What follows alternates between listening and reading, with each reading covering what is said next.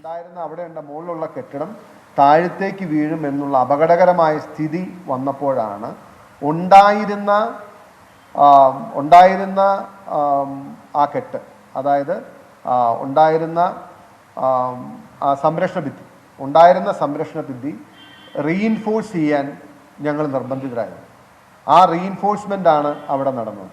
ആ റീഇൻഫോഴ്സ്മെൻറ്റിൽ ആകെ വന്നൊരു മാറ്റം എന്ന് പറയുന്നത്, പണ്ട് ഓപ്പണായിട്ട് കരിങ്കല്ലിൽ മാത്രം കെട്ടിയിരുന്നത് ഇനിയുള്ള കാലത്ത് കുറച്ചുകൂടി ബലം കിട്ടാൻ നല്ലത് അതിന് കോൺക്രീറ്റിംഗ് കൊടുക്കുന്നതാണെന്നുള്ളതുകൊണ്ട് അതിൻ്റെ ഒരു പാതി വശം നമ്മൾ കോൺക്രീറ്റ് വെച്ച് റീഇൻഫോഴ്സ് ചെയ്ത് കെട്ടി എന്നത് ശരിയാണ്.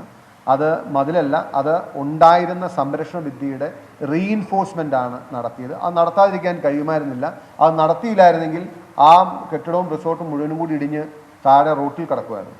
ആ സാഹചര്യത്തിലാണ് ആ ഒരു വർക്ക്. അതിനെയാണോ ഇനിയിപ്പോൾ മതിൽ കെട്ടിയത് എന്ന് ഉദ്ദേശിക്കുന്നതെന്ന് അറിയില്ല. പിന്നെ രണ്ടാമത്തെ കാര്യം, ഇന്നിപ്പോൾ നിങ്ങളുടെ സുഹൃത്തുക്കളിൽ ഒരാൾ പറഞ്ഞപ്പോഴാണ് എനിക്ക് മനസ്സിലായി, എനിക്ക് അത്രയും ഡീറ്റെയിൽ ആയിട്ട് എന്നോട് പറഞ്ഞില്ല.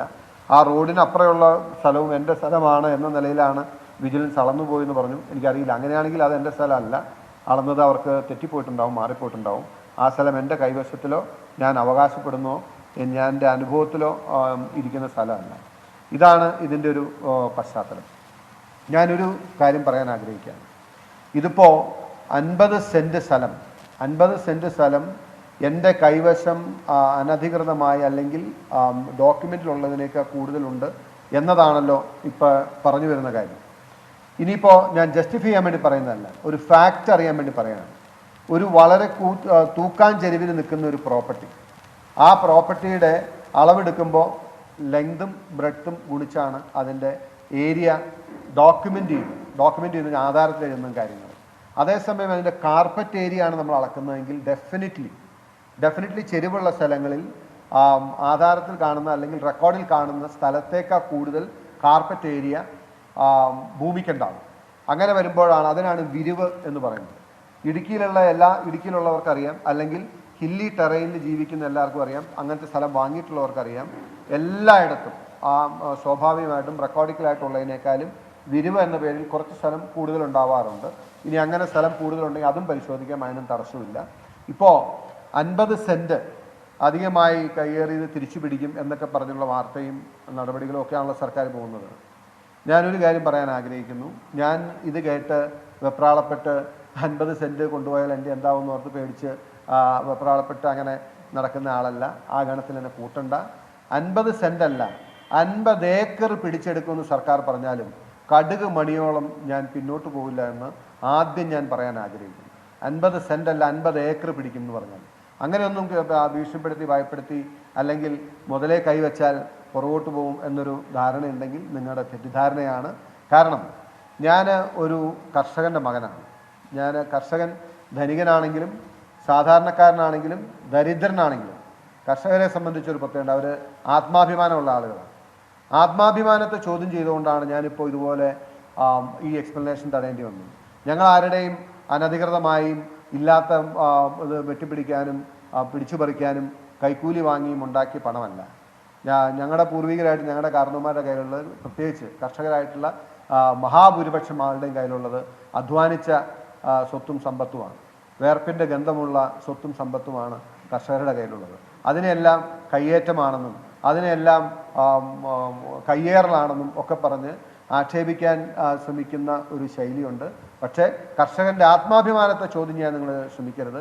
ഞാൻ പറയുന്നു, ഇന്നത്തെ കമ്മ്യൂണിസ്റ്റ് നേതാക്കന്മാരുടെ കയ്യിലുള്ള സ്വത്തും മുതലും ഒക്കെ നിങ്ങൾ പരിശോധിച്ചാൽ അറിയാം.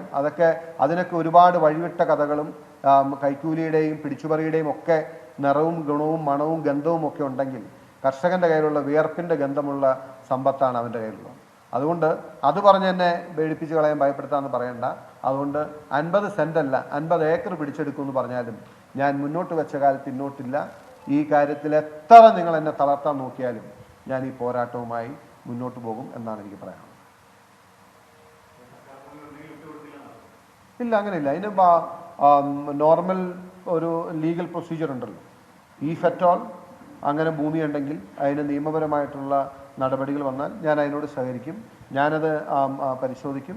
What ever legal rights we have, നിയമപരമായിട്ട് നമുക്കുള്ള അവകാശങ്ങളെ നമ്മൾ ഇത് ചെയ്യേണ്ട കാര്യമില്ല, അത് അക്സെപ്റ്റ് ചെയ്യും. അല്ലാതെ അത് കഴിഞ്ഞിട്ട് ഭൂമി ഉണ്ട് എന്ന് വന്നാൽ definitely we will leave it to the government.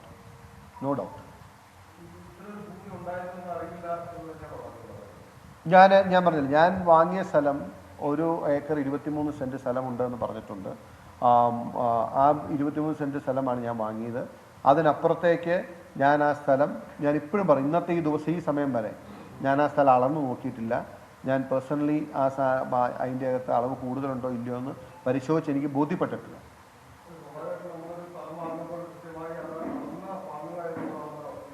ഞാൻ ആ സാഹചര്യം പറഞ്ഞല്ലോ. ഞാൻ അന്നത്തെ ആ ദിവസമൊന്നും രജിസ്ട്രേഷൻ നടത്താൻ ഉദ്ദേശിച്ചിരുന്ന സ്ഥലമല്ല അത്. ആ സ്ഥലം എന്തെങ്കിലും സമാധാനമായിട്ട് ചെയ്യാനിരിക്കുമ്പോഴാണ് പെട്ടെന്ന് സ്ഥാനാർത്ഥിയായത്.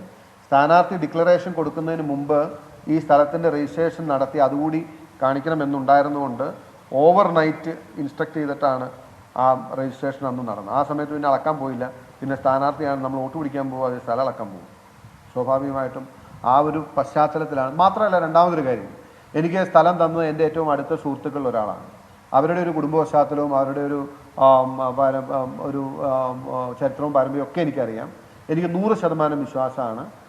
ഇത്ര സ്ഥലമുണ്ട് എന്ന് പറഞ്ഞു തന്നാൽ അതിൽ 1 സെൻറ്റോ 2 സെൻറ്റോ കൂടുമല്ലാതെ കുറയത്തില്ല എന്നുള്ള ഉത്തമ ബോധ്യവും വിശ്വാസവും എനിക്ക് ആ കാര്യത്തിലുണ്ടായിരുന്നു. അതുകൊണ്ട് അളക്കേണ്ട ഒരു അനിവാര്യതയായിട്ട് എനിക്ക് തോന്നിയില്ല.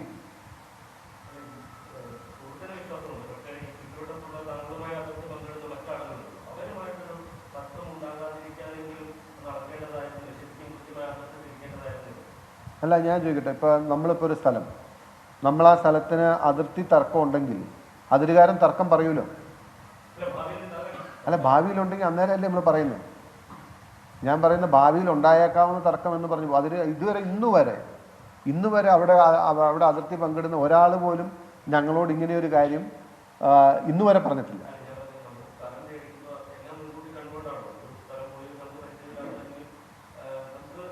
ഞാൻ ആ സ്ഥലം അതിർത്തിയെക്കുറിച്ച് അറിവില്ല എന്ന് ഞാൻ പറഞ്ഞില്ല. അതിരടയാളം വളരെ കൃത്യമായിട്ട് കിടക്കുന്ന കണ്ടില്ല. തേയില എന്ന് പറയുന്ന ആ പ്രോപ്പർട്ടിക്ക് നാച്ചുറൽ ബൗണ്ടറിയാണ്. നാച്ചുറൽ ബൗണ്ടറി അതാണ് ആ പ്രോപ്പർട്ടിക്കുള്ളത്. നാച്ചുറൽ ബൗണ്ടറി ആർക്കും കണ്ടാൽ ബോധ്യപ്പെടും. നിങ്ങളിന്ന് കണ്ട് ബോധ്യപ്പെട്ടില്ലേ? ഞാൻ നിങ്ങളെ കാണിച്ചത് നിങ്ങൾക്ക് സംശയം തോന്നിയോ? അതിൻ്റെ അതിര് ഞാൻ കാണിച്ചതെന്നാൽ നിങ്ങൾക്ക് എന്തെങ്കിലും സംശയം തോന്നിയോ? അതിര് ബോധ്യപ്പെട്ടില്ല എന്നല്ല പറഞ്ഞേ. അളവ് പ്രത്യേകം അളന്ന് നോക്കി ബോധ്യപ്പെട്ടില്ല എന്നാണ് പറഞ്ഞത്. അളന്നില്ല എന്നുള്ള സത്യമാണ്, യാഥാർത്ഥ്യമാണ്. ഞാൻ ഇപ്പോഴും പറയുന്നു, ഈ 2 സാഹചര്യങ്ങൾ കൊണ്ടാണ് അളക്കാതിരുന്നത്. കുഴൽനാടൻ മാധ്യമങ്ങളെ കാണുകയായിരുന്നു. 50 സെന്റ് അധിക ഭൂമിയുണ്ട് എന്ന റവന്യൂ വകുപ്പിന്റെ റിപ്പോർട്ടിന്റെ പശ്ചാത്തലത്തിലാണ് കുഴൽനാടൻ മാധ്യമങ്ങളെ കണ്ടത്. ഇല്ല എന്ന് പൂർണ്ണമായും തള്ളിക്കളയുന്നില്ല.